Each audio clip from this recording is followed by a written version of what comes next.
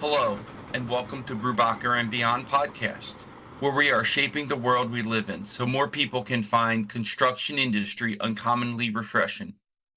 Today, we will be recapping the BuildWitt Summit that was held in Houston, Texas this year. Our guest today is Ben Holmgren from the BuildWitt team. Ben, would you like to introduce yourself and tell us a little bit about yourself? Yeah, you bet. I greatly appreciate you having me on and looking forward to hanging out with you for a bit, Chris. Um, I work on the BuildWitt team. The whole team has been focused really on kind of a few different areas. We focus on the kind of creative end of things like marketing, branding, that kind of thing as a service. We have a software for training and development.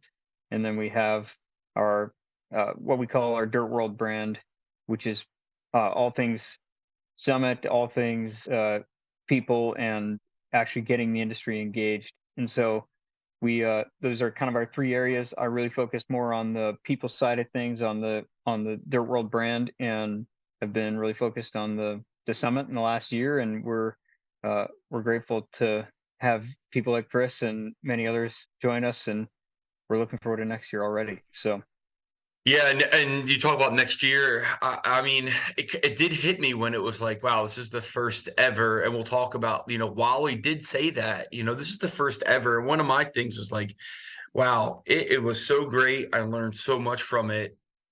How's next year going to be? Like that's a big thing. But I actually kept my card. There's like a credit card side. It says BuildWitt, helping contractors attract, train, and retain great people. And really, that's what we're here to talk about: is how to attract people. A lot of talk was how to train people, and then the third part was how to retain people. And from all the guest speakers, down there, it was an amazing 3 days. I actually spent the one day because we got done late. So I was down there for 4 days.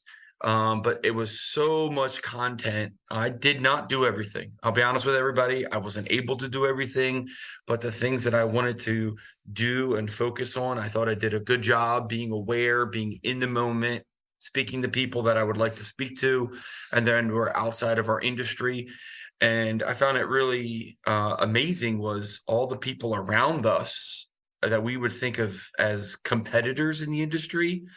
I was able to talk to and have conversations with, and it was really enlightening. So I did not do the first day of the golf outing or the muster. Did you do those, Ben, or one or the other? I didn't. I was there as a host, not as a participant. So Yeah. I was kind of a floater, and we had people kind of in all different areas. The golf, we had people at the FTX. We had people at the different um, workshops and stuff. So yeah, we were just around. Now for BuildWitt, you have done one of the FTX musters before. Can you tell us a little bit about that, or Yeah, yeah, what that is from Echelon Front from Jocko? yeah. So Jocko's team uh, at Echelon Front hosts this thing called the FTX, the Field Training Exercise, and it's for about 25 people. So it's a pretty small group, and they do these trainings that are basically glorified laser tag. And the point of the whole all day event is to better identify all your weaknesses when it comes to leadership, and then tune up those uh, bad habits you have, or shine a light on some good stuff that people can bring to the table. So usually it's 6 or 7 exercises where they go out, they play laser tag. So it's 25, in our case, construction leaders against 4 or 5 Navy SEALs and combat vets and things, and the 25 just get demolished first first part of the day.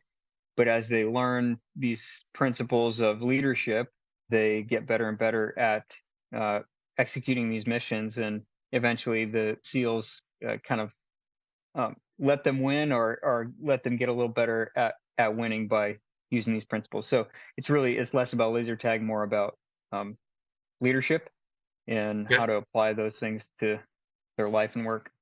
Yeah, so that's something that talking to people that did do it, they found it very valuable. It's something that I've kind of put on the Brubacher bucket list for our operations team to do in the future, hopefully. Um, so the first day, the keynote speaker was Wally. I thought Wally was great.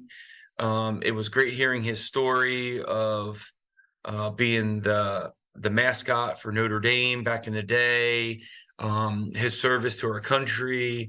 I still have his magazine.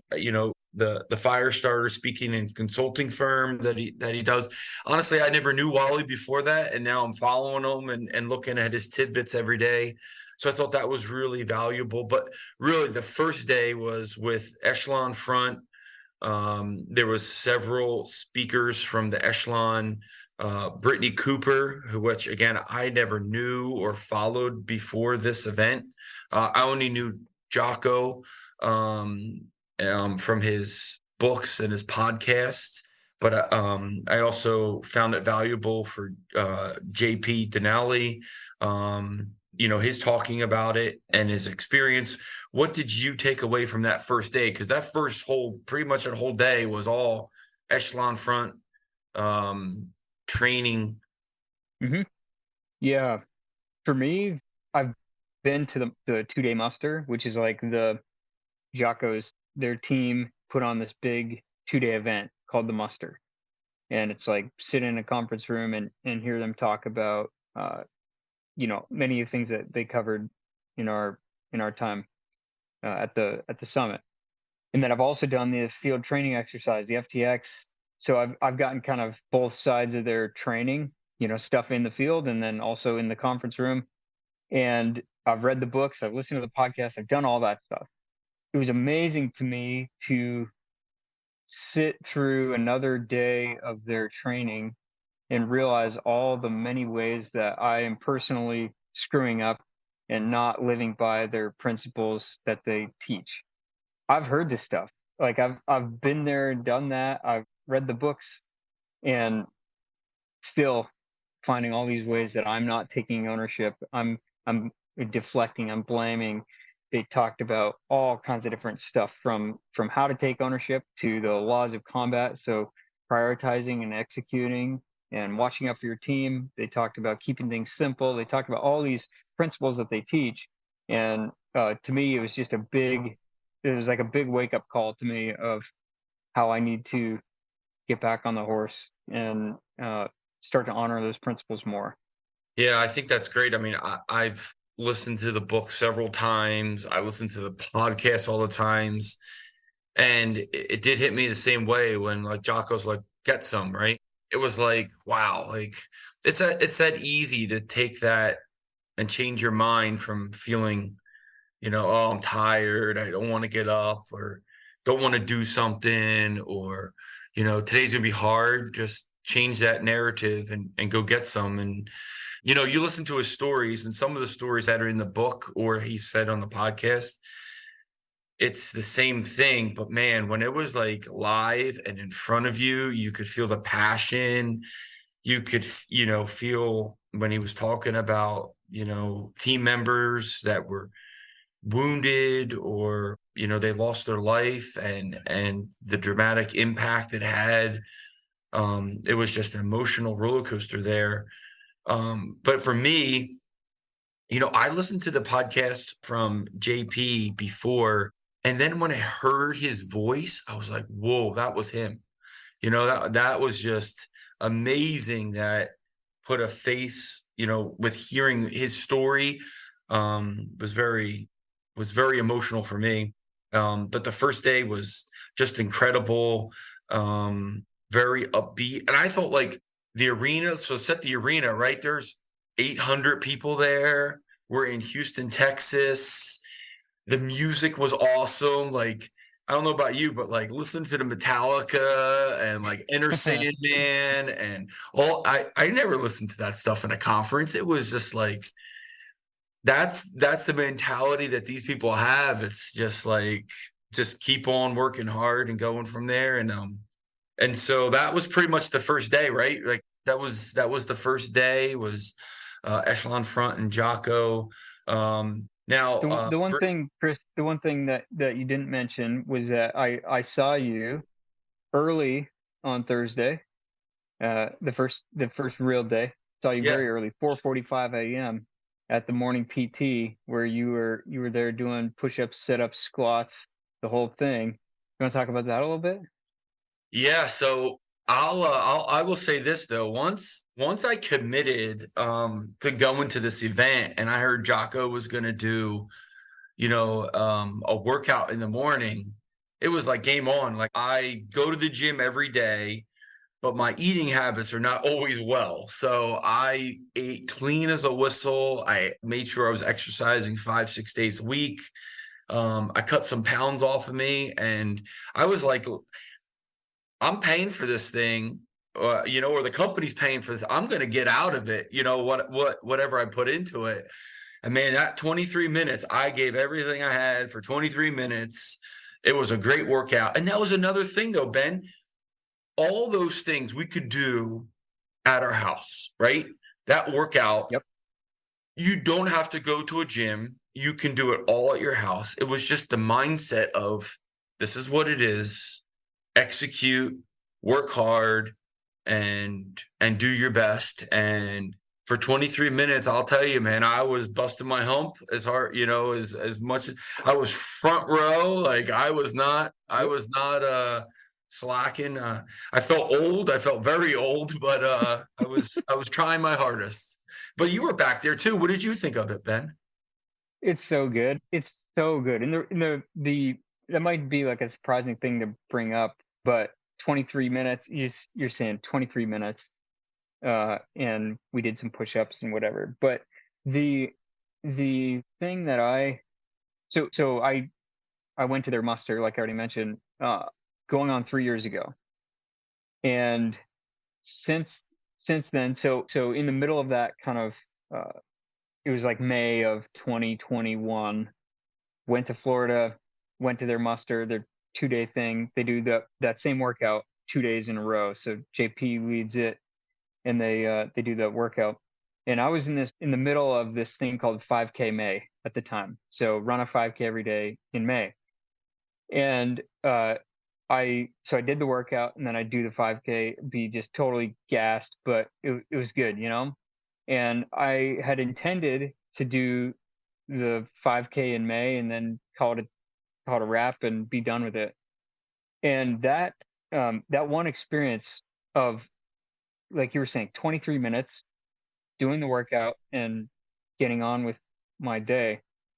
That one experience, or those 2 days, totally changed my mindset when it comes to fitness and getting and staying in shape. And uh, I have not missed a day of working out since then, almost 3 years ago. Oh wow. And I not a single day. And that's largely because that totally changed my mindset.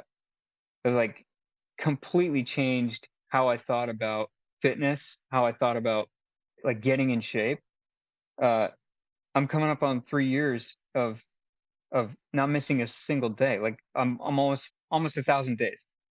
And the point is not like, oh, people should do this or not or whatever. It was just like a total shift in my mind of what's possible when you decide that this is a non-negotiable. This is something that we get done no matter what. Some days are definitely harder than others. Some days I run ultras, other days I do 15 minutes of squats and push-ups, you know? Yeah. But the point is that one experience like that, I got more out of that almost than the muster itself. It was just crazy. Like I would have paid twice that myself to learn that lesson. Yeah. And almost 3 years later, like that's a thing that Wow.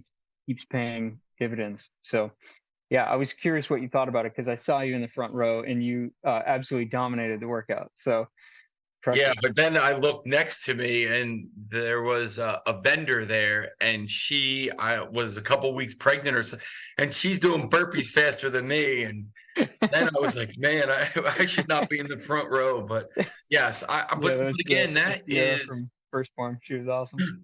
yeah, but that is, building habits, even if it's a habit at home, if it's a habit in construction at work, you have to build habits. Building habits will just keep on they're the foundation blocks.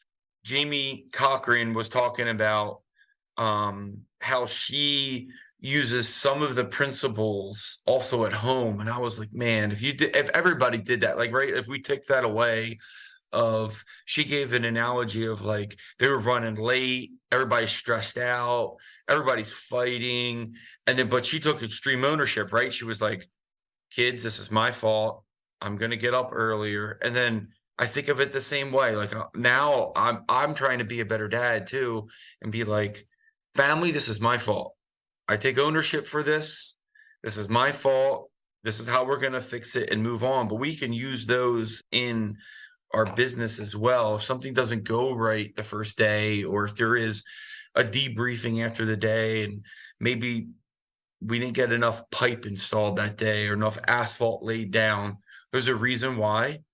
Learn from it and move on, but take ownership for it, right? Don't blame somebody else and say it was that person's fault, it was that person's fault, or that company's fault. Take ownership and move on. So I thought that was really powerful, how to use it at the workplace and at home. So that's the one thing. And then I don't know if you want to say anything about that, or if we want to roll into JP's short saying or short debriefing. But if you don't know JP, I believe it's episode 47, right, on Jocko's podcast.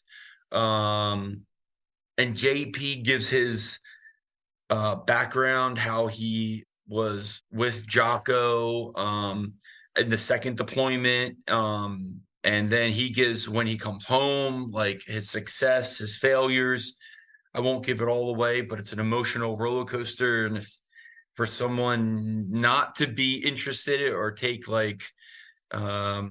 passion in it, or just to feel the empathy for him sometimes, because right, he was down and out sometimes.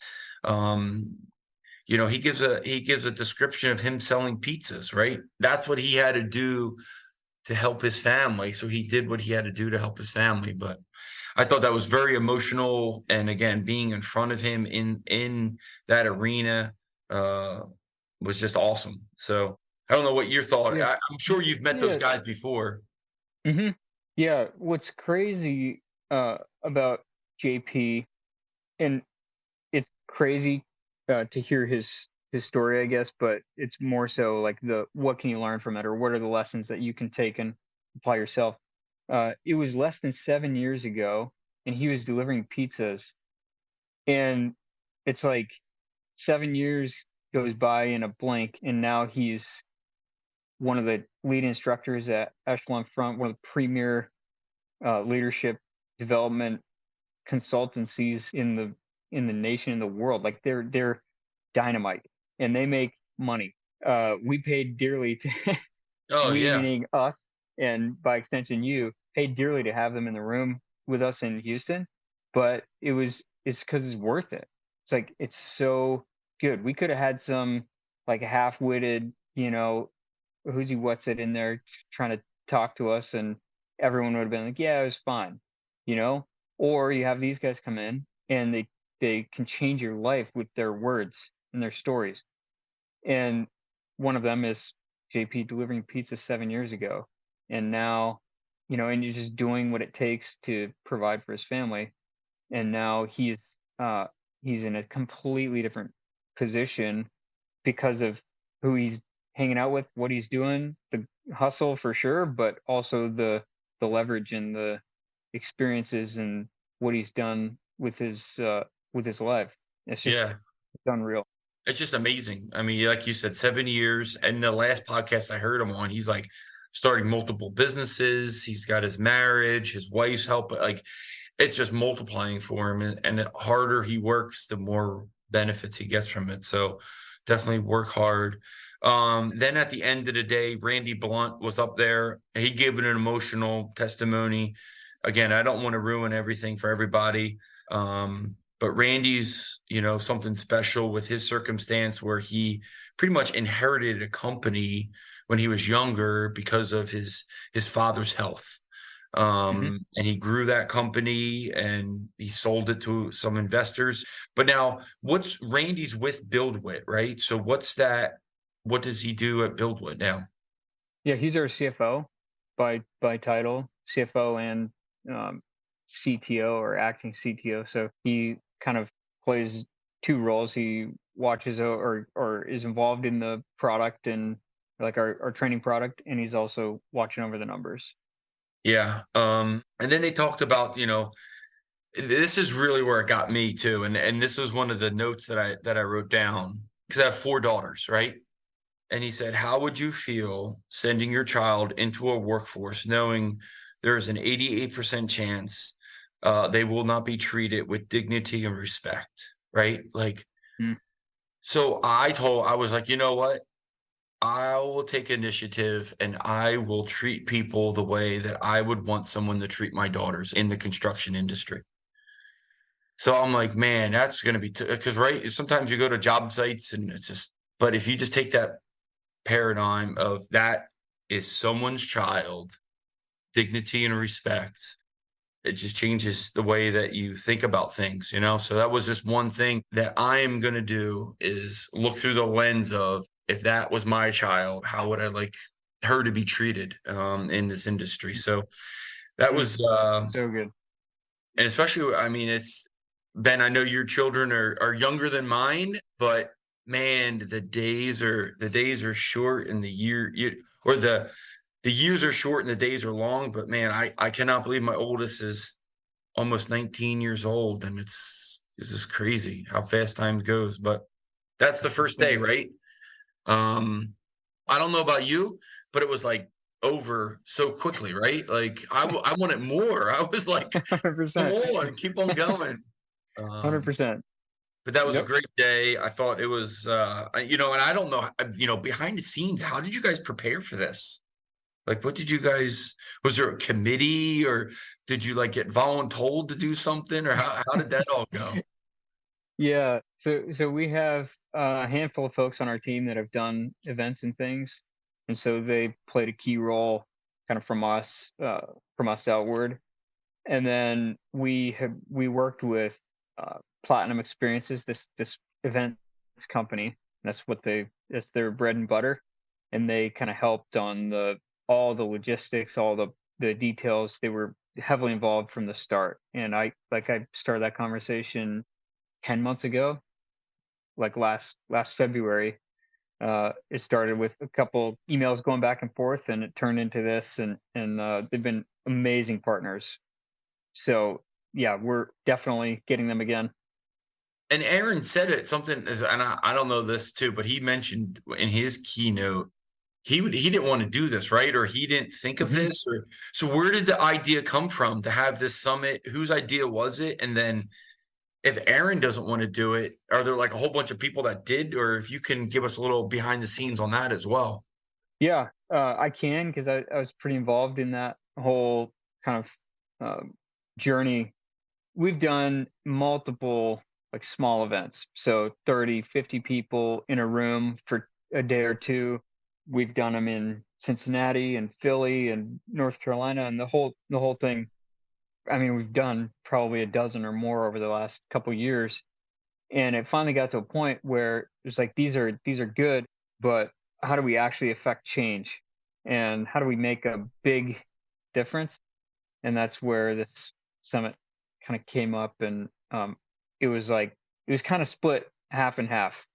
Half, including Aaron and some others, were like, "Hey, this is a no deal. Like, we can't be doing this. This is insane. This is it's way too risky." Because once we sign all these checks, we sign the hotel, sign the speakers, sign the like, then we have to pay for it. And if we don't, then we're hosed. And then there was the other side where it was like, "Hey, we got to do this now or never. Um, so buckle up." And that side won out. Wow, So that's yeah, that's one yeah, heck of a roller coaster, right? Because it was I mean, crazy, Bill, dude. how many years has BuildWitt been in? Like, you guys have grown rapidly, right, in a short amount of time. I couldn't only imagine the exposure or risk that you're talking about, signing up all those people and all that expense. I mean, yeah, if it doesn't go well, whew, but it went great. Yep. I mean, listen, I thought it was 800 and some people were there. The speakers were phenomenal. If it's going to get better every year, I'm like, we're already signed up. Like, we're already committed for next year. We're even talking about bringing more people. But the funny thing that I took out of it too was I had a couple people come up to me and were like, "Yeah, we saw that you guys were on, so we had to go." Like when we were talking about Mm, local people around us, like mhm. friendly competitors, they all told me, "Yeah, we saw that you signed up. We had to go because you guys were going." So I was like, "That's kind of cool," you know, That's all from good. That's good. all from an email that you sent to me, and the connection from there. So we're gonna roll this into another episode.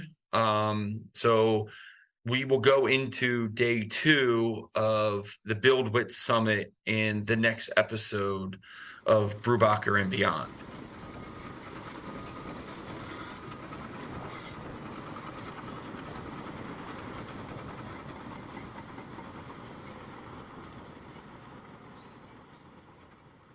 Thanks for listening to the Brubacher podcast today. If you enjoyed it, please subscribe to our podcast so you can listen to the new episodes each month. Share it with your friends in the industry and those who might like to learn more about the construction industry. Feel free to check out our website at www.brubacher.net. I'm Keith Brubacher, president of Brubacher Excavating Incorporated, and we hope you found our discussion insightful, and we look forward to the next time together.